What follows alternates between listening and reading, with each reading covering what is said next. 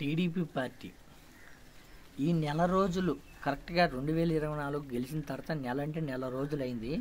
ఈ నెల రోజుల పరిపాలన ఎలా ఉంది అంటే సూపర్ గుడ్ అని చెప్పాలన్నా పెద్ద సున్నా అని చెప్పాలనో మీరే చెప్పాలా. ఒకసారి టీడీపీ పరిపాలన ఎలా ఉందో మీరే కామెంట్ రూపంలో మీరే చెప్పండి. టీడీపీ పార్టీ గెలిచింది అన్న కానీ చూద్దాము. ఈరోజు దాకా గెలవకముందు ఏ అయితే హామీలు ఇచ్చిందో సూపర్ 6 హామీలు అవి నెరవేర్చిందా? అవి అయితే నెరవేర్చాల. పింఛన్ చూడడం, పింఛన్ విషయంలోనే 4,000 ఇస్తాం, ఇంటి దగ్గరికే తీసుకొచ్చిస్తాం 1వ తారీఖే అన్నారు. తర్వాత వాలంటీర్ని మేము తీసేయము అని అన్నారు. పింఛన్ వాలంటీర్ చేత ఇప్పించలేదు, సచివాలయం ఉద్యోగుల చేత ఇప్పించారు. అది కొంతమందికి పింఛన్స్ మొత్తానికి ఎగ్గొట్టారు. ఏదైతే వైసీపీ పార్టీకి వేసిన వాళ్ళకి పింఛన్ ఇవ్వము అనే విధంగా వాళ్ళకి పింఛన్స్ ఎగ్గొట్టారు. ఇది వాస్తవమా కాదా? పల్నాడు జిల్లాలో పాపం చాలామందికి పింఛన్ ఇవ్వకపోతే సిపిఎం నాయకులు పోయి కలెక్టర్ ఫిర్యాదు చేస్తే టీడీపీ నాయకులు, టీడీపీ కార్యకర్తలు వీళ్ళు సిపిఎం నాయకులను దాడి చేశారు. ఫెయిలా కదా పింఛన్ విషయంలో? Utter flop. జగన్మోహన్ రెడ్డి గారు కులం మత భేదం లేకుండా ఇచ్చాడు కదా. మరి బాబు గారు టీడీపీ సర్కారు వచ్చిన తర్వాత ఎందుకు పింఛన్లు ఆపించారు? వైసీపీ పార్టీకి ఓటేశారని పింఛన్ ఆపడం ఎంత దారుణం. సరే పింఛన్ ఆపారు, వాళ్ళకి అర్హత లేదు, పింఛన్ ఆపారు. సిపిఎం నాయకుల్ని ఎందుకు కొట్టారు? కంప్లైంట్ చేస్తే కొడతారా? మీకేం హక్కు ఉందని కొట్టారు. 2 వాలంటరీ వ్యవస్థ మేము తీసేయము, కంటిన్యూ చేస్తాము అని చెప్పారా లేదా? 2 లక్షల పై చిలుకున్న వాలంటరీ వ్యవస్థని ఏం చేశారు? నాశనం చేశారా లేదా? మాట తప్పారు. పోయిందా లేదా వాలంటరీ వ్యవస్థ? అయిపోయింది. తర్వాత సచివాలయం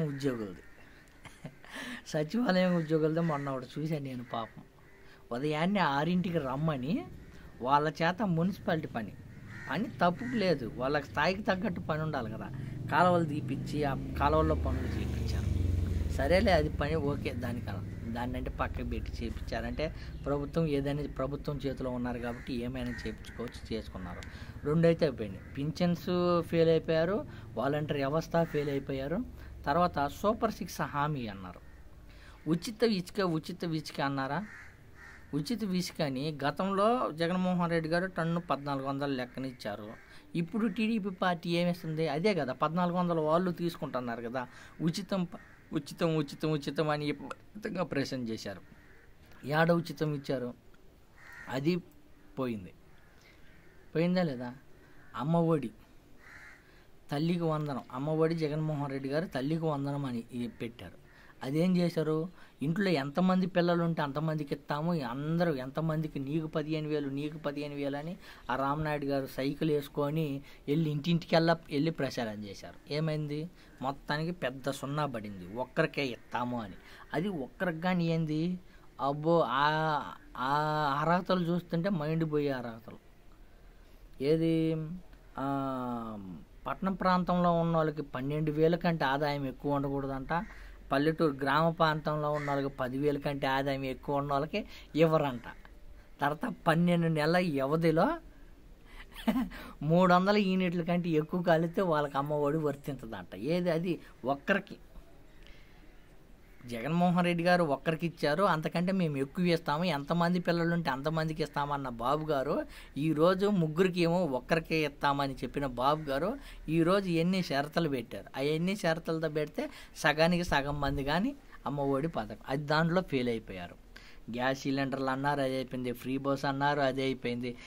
ఇంట్లో మహిళలు ఆంధ్రప్రదేశ్లో ఎంతమంది మహిళలు 18 సంవత్సరాల నుంచి 50 సంవత్సరాలు ఉన్న మహిళలకి ఇస్తామన్నారు, అది ఫెయిల్ అయిపోయింది. పైపెచ్చు హత్యలు, మానభంగాలు, మర్డర్లు, ఎన్ని అసలు చూడకూడనన్ని దరిద్రాలు ఈ నెలలోనే చూశాను. చూడండి, 9వ తరగతి అమ్మాయిని ప్రేమించలేదని చంపేశారా? రోడ్డు మీదనే తండ్రితో కత్తి తీసుకొని ప్రేమించిన అమ్మాయి, యువకుడు ప్రేమించారని తండ్రి ఒప్పుకోలేదని ఆ తండ్రిని అతి దారుణంగా కత్తి తీసుకొని పొడిచి చంపేశారు. 9వ తరగతి యువతని అతి దారుణంగా ప్రేమించలేదని కత్తి తీసుకొని పొడిచారు. ఇది ఇంకొక సంఘటన. 3వ తరగతి అసలు అది చెప్పుకుంటేనే నాకు కన్నీరు అంత బాధ అనిపిస్తుంది. ఇంత ఘోరం అంటే ఘోరమైన సంఘటనలు జరిగాయి. గతంలో జగన్మోహన్ రెడ్డి గారి ప్రభుత్వంలో ఏదైనా చీమ చిటిక్కమంటే చాలు గందరగోళం పట్టించేవాళ్ళు. ఇప్పుడు ఏమైంది? మొత్తానికి టీడీపీ పార్టీ ఈ నెల వ్యవధిలో నెల రోజుల్లో పరిపాలన ఎలా ఉంది అంటే పెద్ద సున్నానే చెప్పుకోవచ్చు. సున్నానే కదా.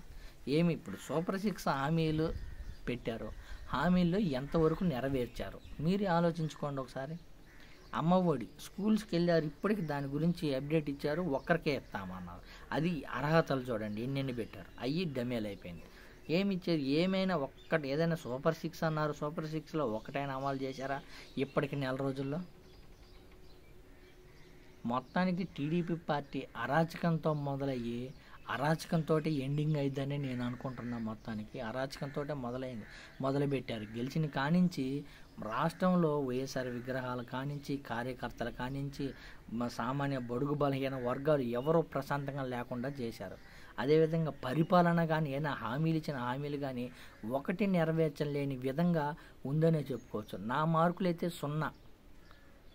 10కి ఎన్ని వేస్తారంటే 0. 0కు తక్కువ లేదు కాబట్టి నేను వేయను. మీరు ఎన్ని మార్కులు వేస్తారో కామెంట్ రూపంలో చెప్పండి.